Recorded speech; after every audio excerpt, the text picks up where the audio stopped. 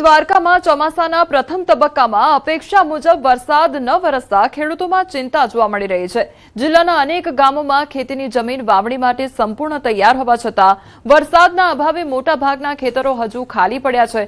કેટલાક ખેડૂતોએ જોખમ લઈને આગોતરું વાવેતર કર્યું છે, પરંતુ વરસાદ ખેંચાતા પાકના ઉગાવવા સામે પણ પ્રશ્નચિહ્ન ઊભું થયું છે।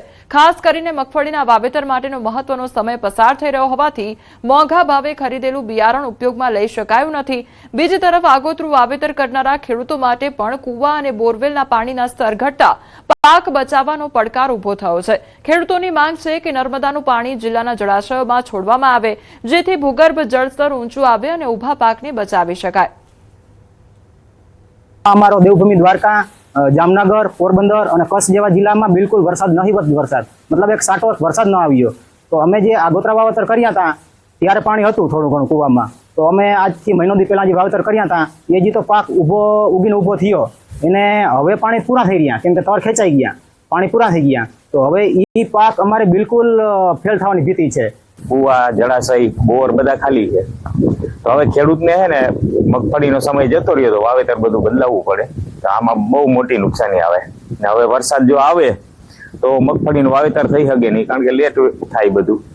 અમે વાવેતર કર્યા હતા તો આપણે એ થતું વરસાદ થઈ જાય તો વાંધો નહીં આવે, માટે વરસાદ તો થયો નહીં, માટે હવે જો સરકારને અમે વિનંતી કરી કે જો કંઈ નર્મદાનું પાણી છોડે ને તો અમારે આમાં કંઈક પાણી ફુવારાથી કે સિંચાઈ આમ પાણી દઈ શકે, બાકી નગર કોઈ અમારો આધાર છે નહીં, નકર પાક ફેલ જાય છે।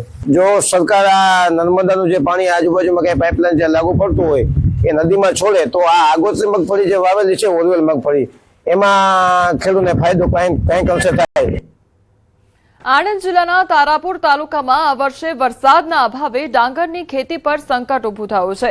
તાલુકાના 42 ગામોના ખેડૂતો વરસાદની રાહ જોઈ રહ્યા છે, પરંતુ હજી સુધી પૂરતો વરસાદ થયો નથી। બીજી તરફ સિંચાઈ માટેની કેનાલો પણ ખાલી હોવાથી ખેડૂતો ભારે મૂંઝવણમાં મુકાઈ ગયા છે। કુલ 42 ગામોની આજીવિકાનું સાધન ડાંગરની ખેતી છે, પરંતુ ચાલુ વર્ષે સમગ્ર તારાપુર તાલુકામાં ડાંગરની ખેતીને અનુરૂપ વરસાદ નથી। ધરતીપુત્ર વરસાદની રાહ જોઈ રહ્યા છે। ખેતરો ખેડી તૈયાર રાખ્યા છે, પરંતુ વરસાદનો છાંટો પણ નથી। ખેતરો તૈયાર હોવા છતાં પાણીના અભાવે વાવણી અટકી છે, જેના કારણે ખેડૂતોમાં ચિંતા વધી રહી છે। આણંદ જિલ્લાની અંદર 60 ગામ, તારાપુર તાલુકાના 42 ગામને ડાંગરની અંદર નભી રહ્યા છે। વરસાદ ન હોવાના કારણે કેનાલની અંદર પાણી નથી। તારાપુર તાલુકાની અંદર ડાંગરનો પાક મુખ્ય છે, જે આખા ગુજરાતની અંદર પ્રખ્યાત છે। પાણી ના હોવાને વરસાદ ના હોવાના કારણે ખેડૂતો એની રાહ જોઈને બેસી રહ્યા છે। ખેતર બેતર ખેડીને તૈયાર રાખેલા છે, ડીઝલો ને એવું બહુ જ બાળેલું છે। હવે જો ઉપરથી વરસાદ નથી આવતો, કેનાલમાંથી પાણી નથી મળતું, તો અમે કરવી શું? અમારે મેન વસ્તુ ડાંગરનો પાક છે। રાજ્યમાં ચોમાસાના પહેલા રાઉન્ડમાં ક્યાંક ભારે વરસાદ વરસ્યો છે, તો ક્યાંક ખેડૂતો હજુ વરસાદની રાહ જોઈ રહ્યા છે। બનાસકાંઠા જિલ્લામાં પૂરતો વરસાદ ન થતા ખેડૂતોની ચિંતા વધી ગઈ છે।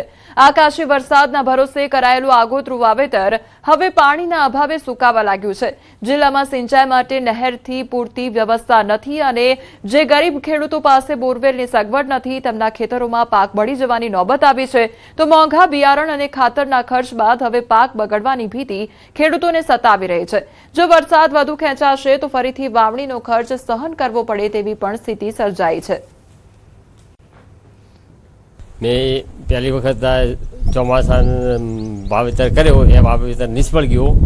વરસાદ ખેંચાઈ જતા ના બીજી વખત વાવેતર કર્યું છે, બરાબર, અને લગભગ 30-40 હજારનો ખર્ચો થયો, બરાબર, અને હવે વાયરા એટલે કોઈ વરસાદની કોઈ આશા નથી। હવે સરકારને કોઈ નિર્ણય લઈને ખેડૂતોને કોઈ સહાય કરવી હોય તો કરી શકે, બરાબર। એમાં વરસાદ ખેંચાતા ગરમી પડી, એના લીધે નફળત પાક, બિયારણ ખાતરમાં ભાવ ફૂલ છે, અને અમને કોઈ મળતર થાય એમ છે નહીં। પછી એના લીધે ધોન બળી ગયો, મારો ખેતી બાજરી હતી બળી ગયો છે।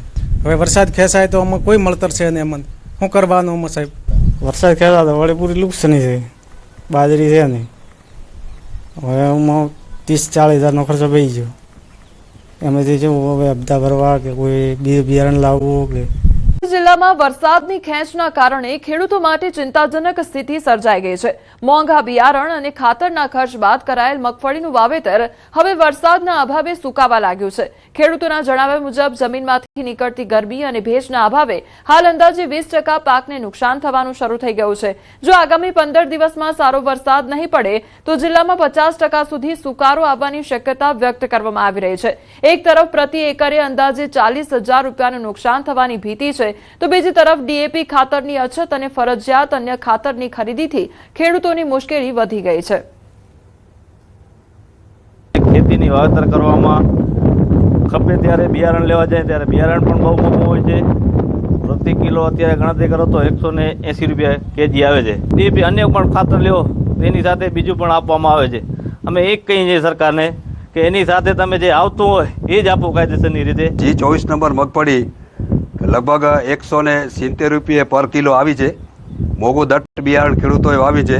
એની સાથે ડીએપી પાયાનું ખાતર કહી શકાય, તો ડીએપીનો નહોતું મળતું, છતાંય ખેડૂતોએ એના બદલામાં બીજા મોંઘા દટ્ટ ખાતરો વાવી અને મગફળી વાવેલી છે. પણ વરસાદ ખેંચાતા આ મગફળી અત્યારે ઉતરવા માંડી ગઈ છે, એટલે કે સુકાવા માંડી ગઈ છે. વરસાદ ખેંચાતા XYZ બધા પાકમાં 50% જેવી નુકસાની છે. પ્લસ કે વરસાદ નથી થયો એના કારણે ઉગાવામાં પણ 50% આવ્યો છે. હવે 50% ઉગાવો આવ્યો હોય અને 50% ઉગાવવામાંથી પણ અમને એવું લાગે કે વરસાદ નહીં થાય તો આનું ઉત્પાદન ઘટીને પણ 50% થઈ જશે. રાજ્યમાં એક તરફ અતિભારે વરસાદથી જનજીવન પ્રભાવિત બન્યું છે, તો બીજી તરફ સૌરાષ્ટ્રના અનેક વિસ્તારોમાં વરસાદની ભારે ખેંચ જોવા મળી રહી છે.